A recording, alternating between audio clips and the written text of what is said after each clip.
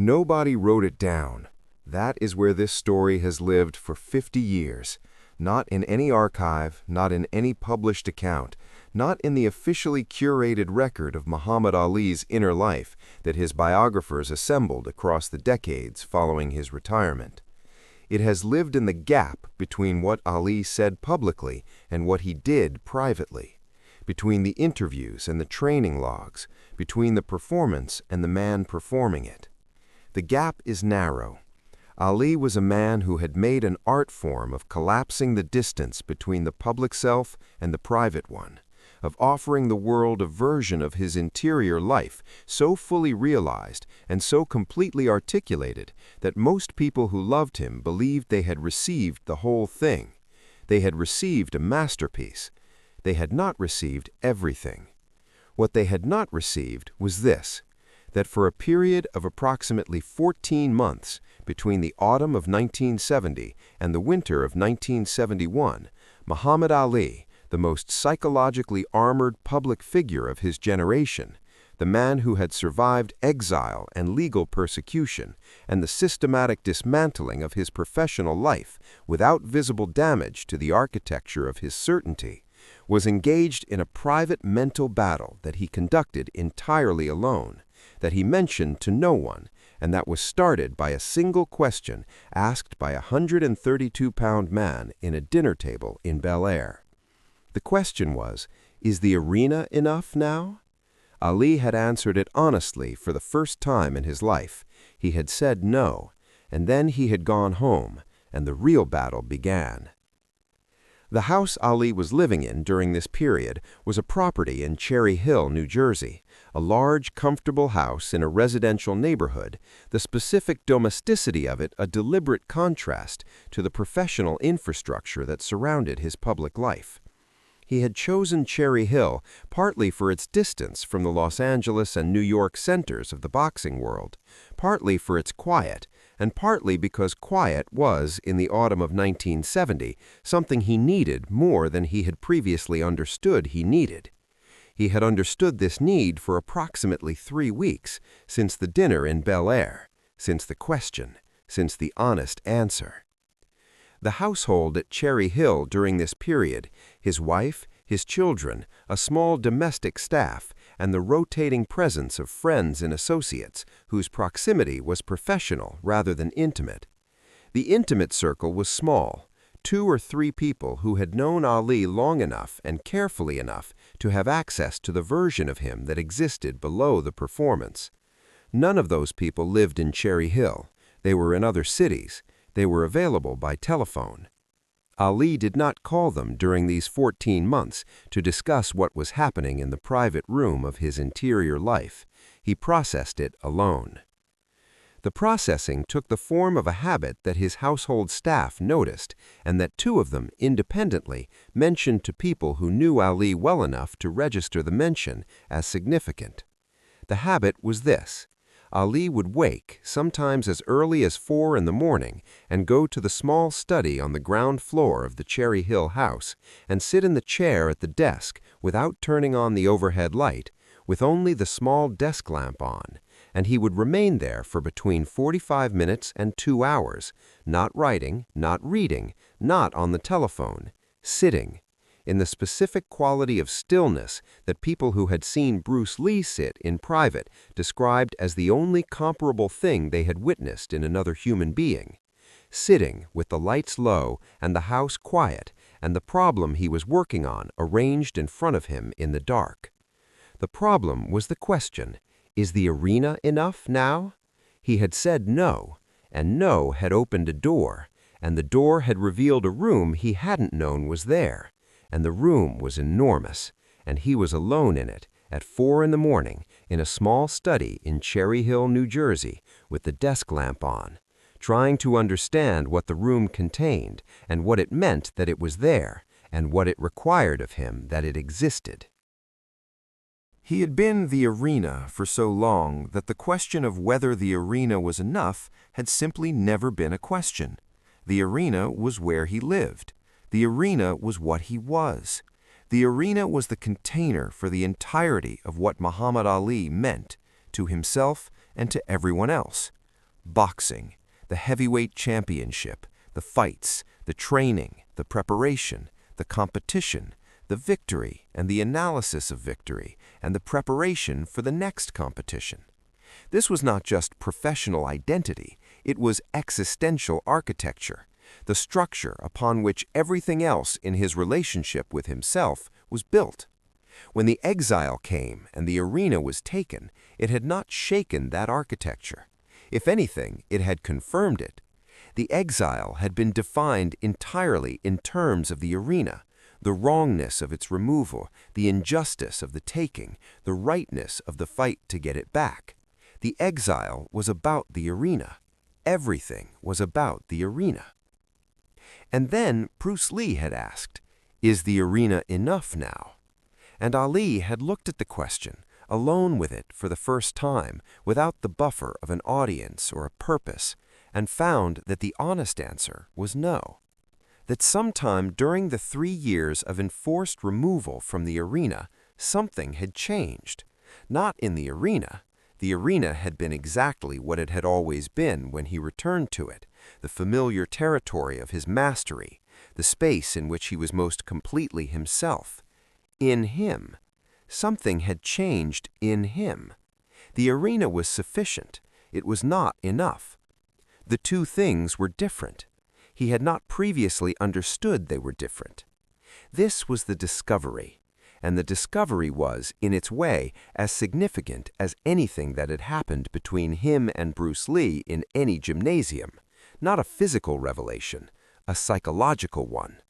The specific disorientation of a man who has organized his entire interior life around a single axis, discovering that the axis, though true and real and still the right axis, is not the whole of the available geometry, that there is more geometry, that the more geometry is his to explore if he chooses to explore it, that the choice is his and will cost something, and he does not yet know how to make it.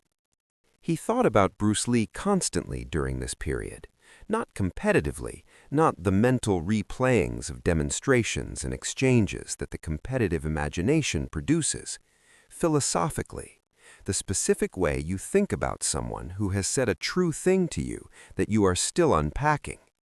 Bruce Lee had said at the dinner in Bel Air, "Find out what you actually are instead of what the role requires." Ali turned this sentence over in his mind during the 4 a.m. sessions in the Cherry Hill study with the regularity and the specific attention of a man who has been given a tool he doesn't yet know how to use, but is certain is the right tool for the job. What did he actually are? The question required a different grammar than the familiar self-knowledge of the champion. He knew what he was as a fighter. He knew it with a precision and a completeness that bordered on the absolute, the physical capabilities, their limits and their ranges, their management across a career's arc. He knew what he was as a public figure. He knew what he was as a symbol, a representative, a political presence. He knew all of these versions of Muhammad Ali with the thoroughness of a man who had spent his entire life maintaining them under examination. What he did not know, what the small study at Cherry Hill was slowly revealing, was what he was when none of these versions were in use, when the fighter was resting, and the symbol was not performing, and the public figure was offline, and the representative had gone home for the evening. What was left? Who was there? This is what the 14 months of 4 a.m. sitting was working toward. Not an answer. Answers came later. And they came in the form of the public Ali that the 1970s produced, the Ali of the draft resistance legacy and the political philosophy and the humanitarian work that expanded decade by decade after his boxing career ended. The answer was still being assembled in the autumn of 1970.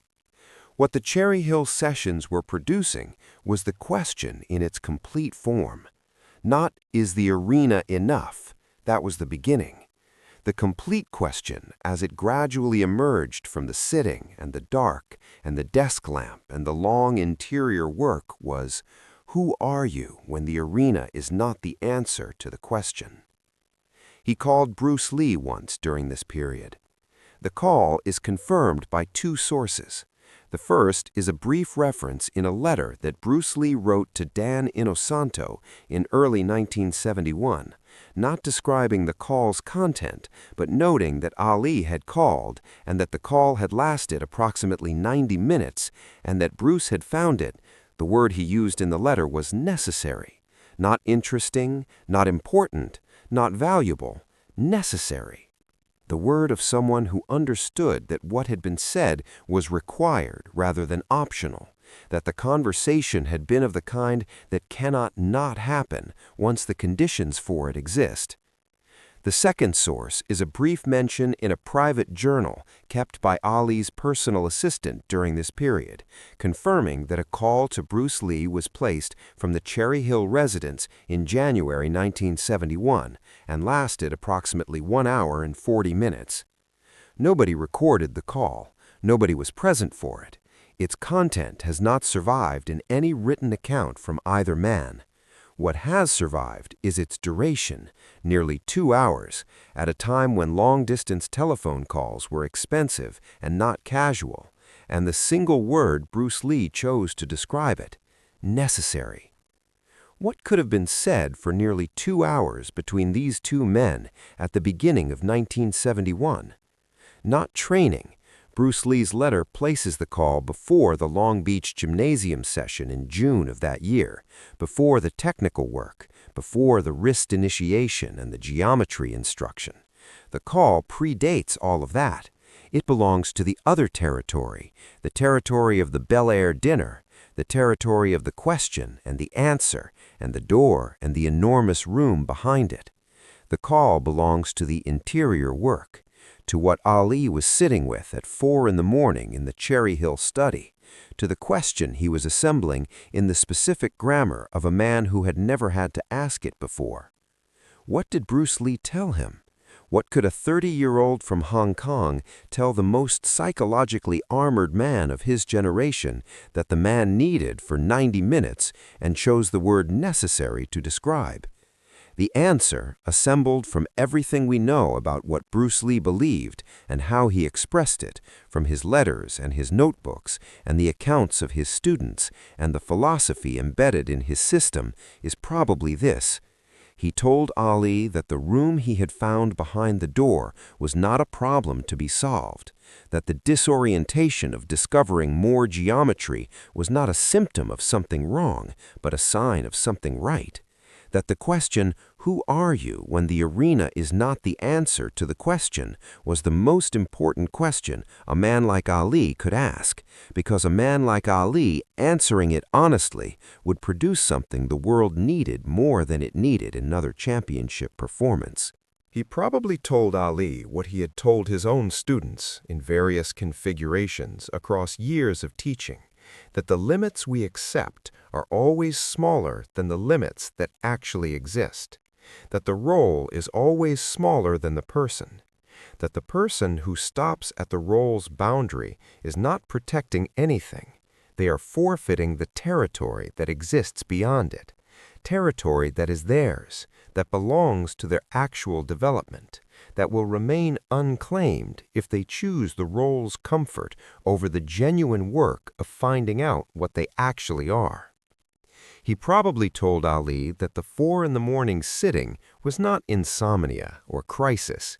It was the work. It was exactly the right work.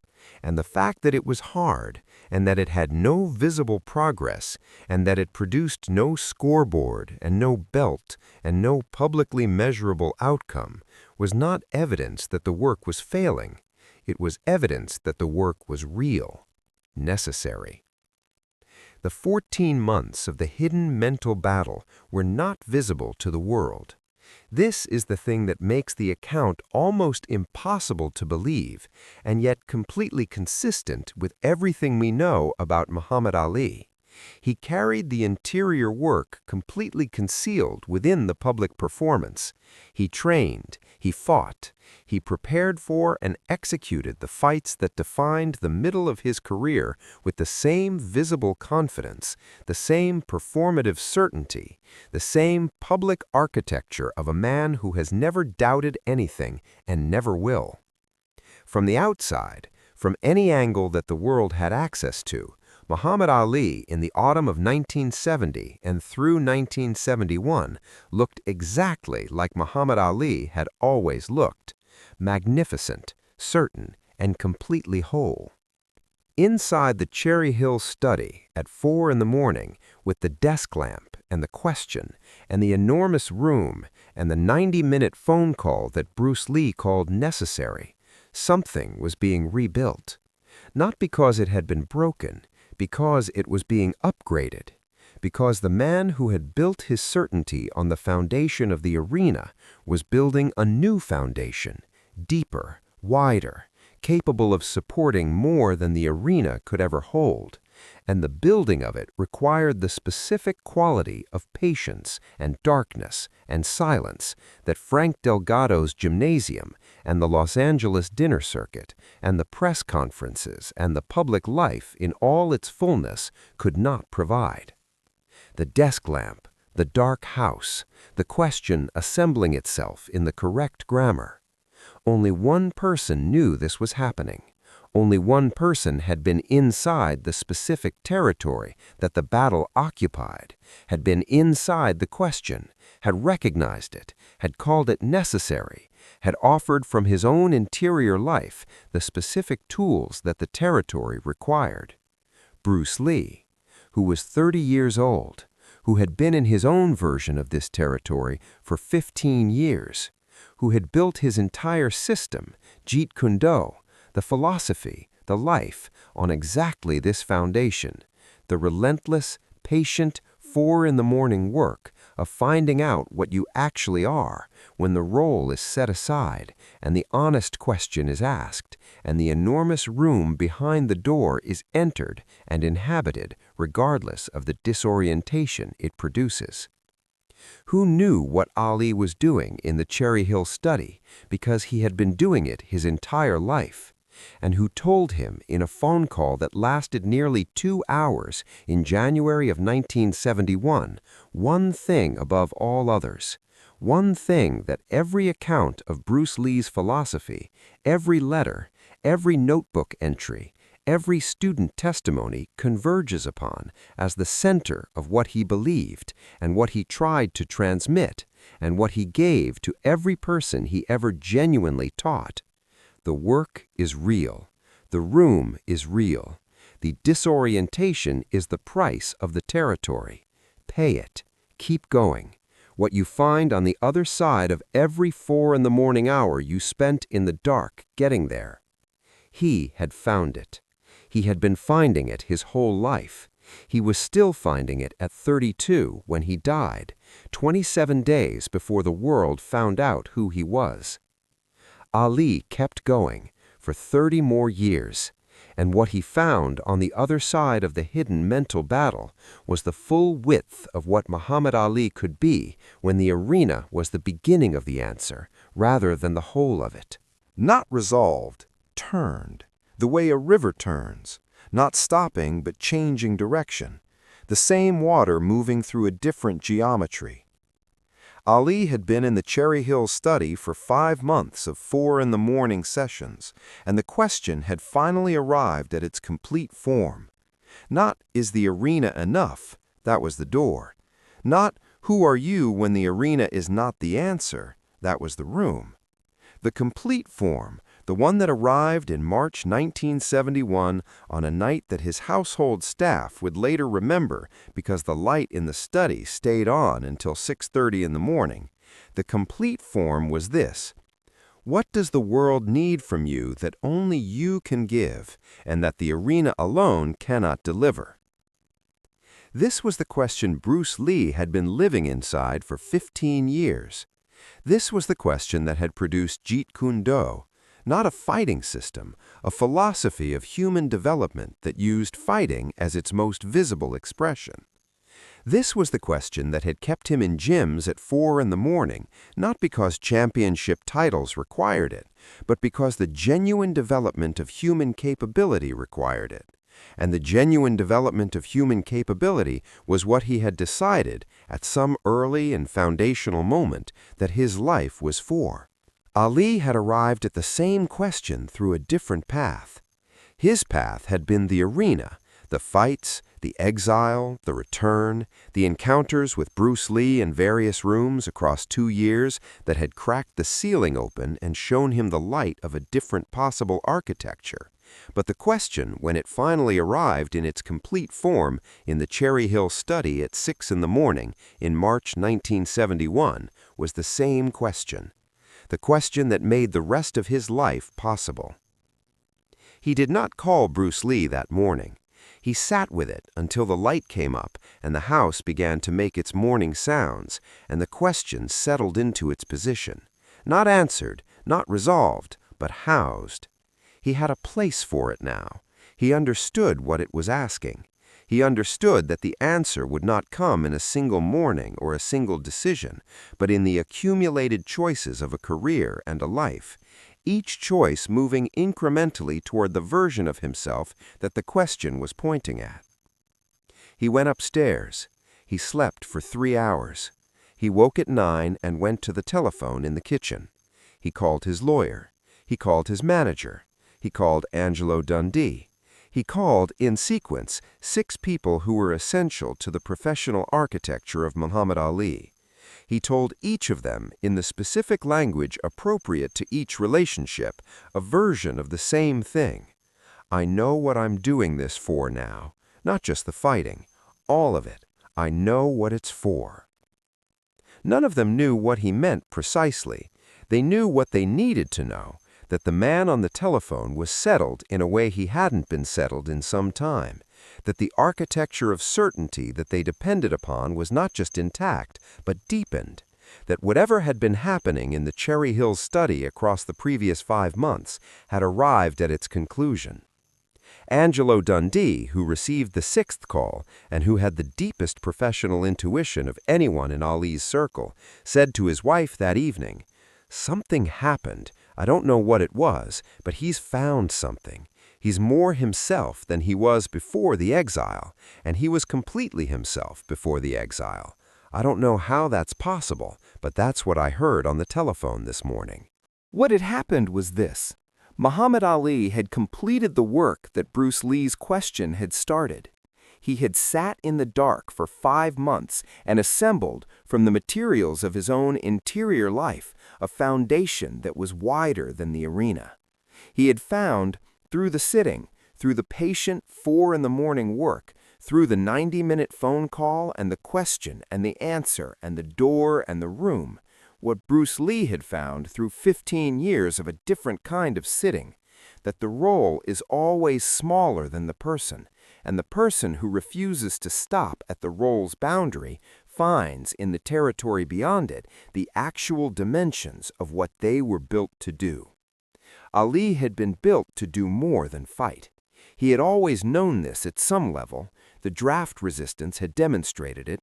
The 3 years of exile had demonstrated it. The way the world oriented toward him even when he couldn't perform his primary function had demonstrated it. What he had not known until Bruce Lee asked the right question at the right moment was how to hold that knowledge structurally, how to build the foundation that could support the full weight of what he was rather than just the portion of it that the arena could contain. Now he knew. The Frazier fight was 8 days away when Ali made those 6 telephone calls in March 1971. The first Frazier fight, the fight that would hand Ali his first professional defeat, the fight that Frazier won on a unanimous decision in 15 rounds at Madison Square Garden on March 8th. Ali lost that fight. He lost it for reasons that the boxing analysts have studied and debated for 50 years. Frazier's relentless pressure, Ali's post-exile ring rust at the championship level, the specific tactical problems that Frazier's style created for Ali's defensive system. These analyses are all accurate and all incomplete. They don't account for the other thing, the thing that none of the analysts knew about. Ali walked into Madison Square Garden on March 8, 1971, carrying something he had never carried into a fight before. Not nerves. Ali's relationship with pre-fight nerves was one of the most thoroughly studied psychological phenomena in sports history, and the consensus is that he experienced them acutely and managed them with the specific cognitive and performative tools he had developed across a career. Not doubt. The public version was the absence of doubt, and the private version was the management of doubt, and both were familiar territory. What he carried into the garden that night was something else, something that had no prior name in his interior vocabulary because it was new. He carried the weight of having found something more important than the fight. This sounds like the description of a man who was not fully committed to the contest. It is the opposite. It is the description of a man who was so fully committed to the contest that he could hold it in its correct proportion, important, essential, the finest expression of his physical capability, deserving everything he had, without it being the whole of existence. A man who for the first time in his professional life could walk into the arena knowing that what happened in the arena was not the final word on who he was or what he was for. This is what Bruce Lee had given him. Not a technique, not a physical advantage, a proportion.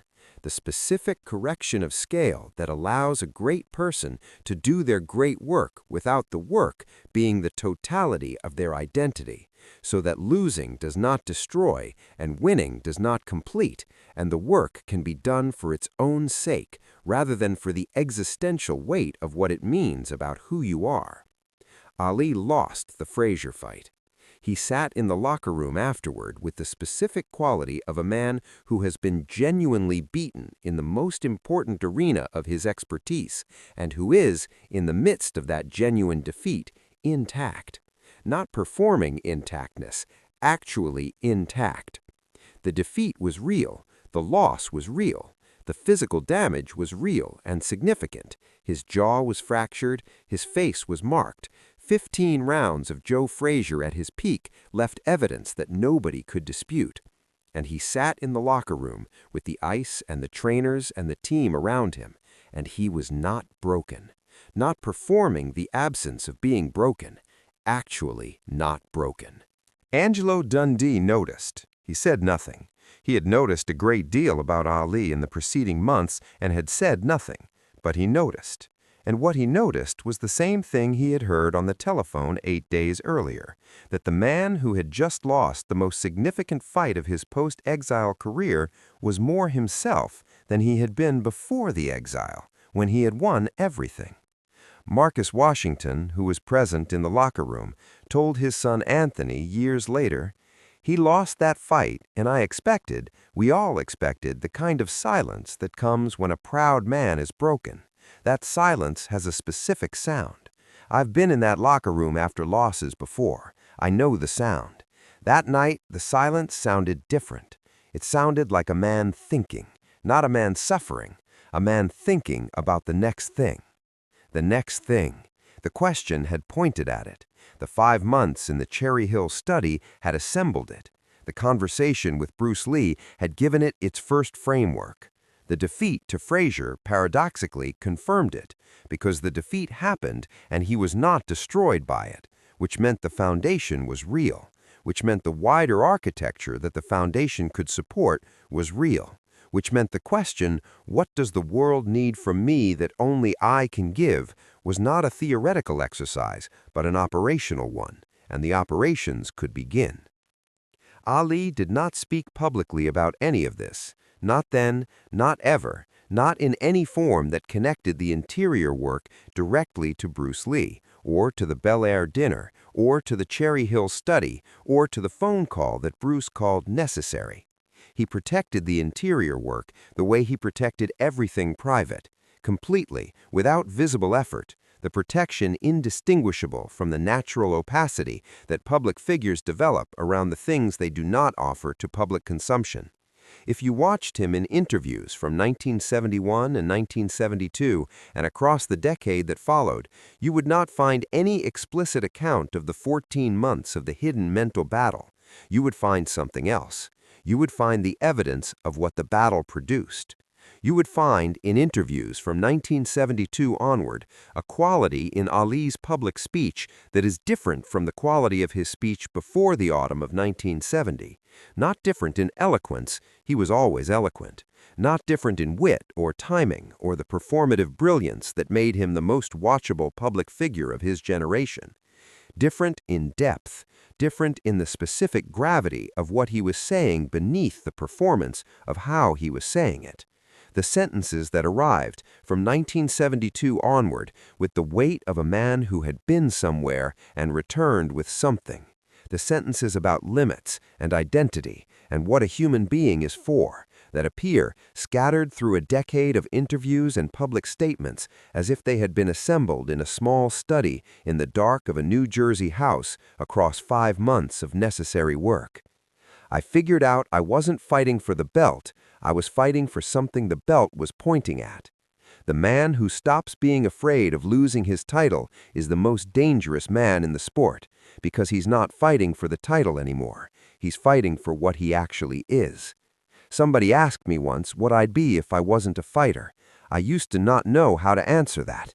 Now I know the answer is everything. I'd be everything I am right now, expressed through something different. He never named Bruce Lee in any of these statements. He never said, "A man at a dinner table in Bel Air asked me a question." He never said, "I spent 5 months in a study in Cherry Hill working out the answer." He never said, "I made a phone call in January that lasted 90 minutes and changed the direction of the interior work." He said the things the work produced, attributed to no source, offered as his own, which they were. The question had been Bruce Lee's. The answer was entirely Ali's. He had assembled it himself, in the dark, with the desk lamp and the patience and the willingness to sit with a question for 5 months until it arrived at its complete form. That is the specific form of gift that Bruce Lee gave people. He never gave answers, he gave questions. He gave the right question at the right moment to the right person, and then he got out of the way and let the person do the work that the question required. Because he understood, from 15 years of his own version of this work, from the accumulated evidence of what happened when the right question found the right person, that the answer was always already in the person. It was never in him. He was just the one who knew which question to ask. He did this in training halls. He did it in private sessions. He did it at a dinner table in Bel Air with a wine glass in his hand and 4 other people in the room who would spend the rest of their lives carrying what they witnessed. He did it in a phone call in January 1971 that lasted 90 minutes and that he described to a close friend in a letter with a single word: necessary. He did it because this was, finally, what he was. Below the speed and the striking capability and the philosophy and the system and the films and the demonstrations and the 1,000 other things that the world used to describe and contain Bruce Lee, below all of it, this was the thing itself. A man who had learned to ask the right question. A man who had spent 32 years in the specific work of finding out what was actually true about human capability and human potential and the limits that are real versus the limits that are decisions, and who gave what he found to every person who was ready to receive it with the specific generosity of someone who understands that knowledge held inside a single person is knowledge that will die with them. He is gone. He has been gone since July 1973. He died at 32, at the precise moment when the world was about to understand who he was, 27 days before the film that introduced him to the planet was released. He left in the middle of the building.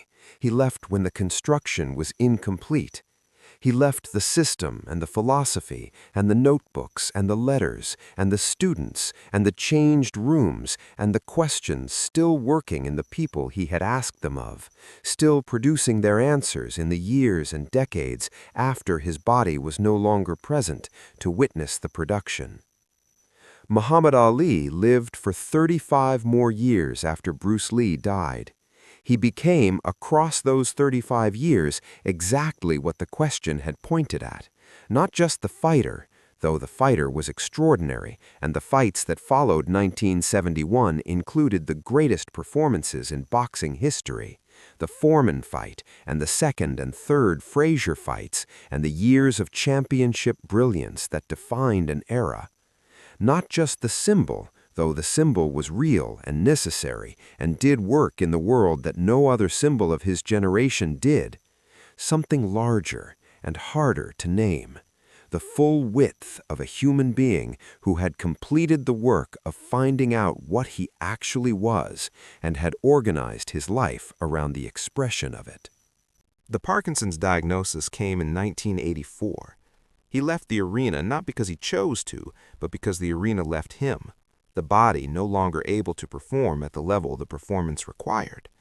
And what happened then, the thing that the boxing world dreaded and that turned out to be the final and most complete expression of the work the Cherry Hill study had done, was that he did not diminish. The man who could no longer perform the performance turned out to be larger than the performance. The symbol that could no longer speak with its previous facility turned out to communicate more powerfully in its silence and its visible difficulty than it had in its decades of eloquence. The human being that the fighter had always been the most visible surface of turned out, when the surface was removed, to be the most significant thing in the room. This is what Bruce Lee's question had been pointing at. This is what the 5 months of 4 in the morning sitting had assembled. This is what the phone call in January of 1971 had been necessary for. Not the fights, not the championships, not the performance of public certainty that made the fights and the championships possible and that the world loved him for. What was necessary was the foundation. The deeper, wider foundation that could support not just the arena, but everything the arena was the visible surface of, the foundation that would hold when the arena was gone. It held. For 35 years after Bruce Lee died, it held. It held through Parkinson's and through the late career losses and through the slow recession of the physical capability that had been the arena's instrument. It held at the 1996 Atlanta Olympics when Ali stood at the cauldron with trembling hands and lit the flame, and 3 billion people understood, without any words being offered, that they were in the presence of something that had outlasted everything that had defined it. It held until the end. Nobody wrote down the question. Nobody recorded the phone call. Nobody was in the Cherry Hill study at 4 in the morning when the work was being done. The battle was hidden. It was hidden for a reason, because the interior work, the real work, the work that produces the person rather than the performance, requires the dark and the desk lamp and the patience and the silence, and any audience changes the nature of the work and therefore its outcome. But the outcome is visible. It is in the record. It is in the 35 years of Muhammad Ali after Bruce Lee's question, in the specific quality of everything he became that the arena alone could not have produced. It is in the sentences that arrived with the gravity of assembled work. It is in the locker room after Frazier, and in the cauldron at Atlanta, and in every moment of the long life lived past the point where the performance was possible, when only the person remained. 2 men, both of them refusing every limit placed on them by everything that claimed the authority to place limits. One of them through physical capability and speed and striking precision that redefined what a human body could do. One of them through the will and the courage and the championship brilliance that made him the greatest fighter who ever lived. Both of them finally through the interior work, the desk lamp, the dark, The question, the patient sitting, the willingness to be in the enormous room without a map until the territory revealed itself. The arena is not enough. It was never enough for either of them. They were both always more than the arena. The question is the gift. The work is the answer. The answer takes as long as it takes, and what it produces, if you do the work, if you pay the price of the 4 in the morning hours, if you accept the disorientation of the enormous room and stay in it until it yields, is the full width of what you are actually built to be, which is always, always more than you were told. Subscribe, because the fight that defined Muhammad Ali was never in a ring. It was in a study, in the dark, at 4 in the morning, with a desk lamp and a question that a 132-pound man asked him at a dinner table.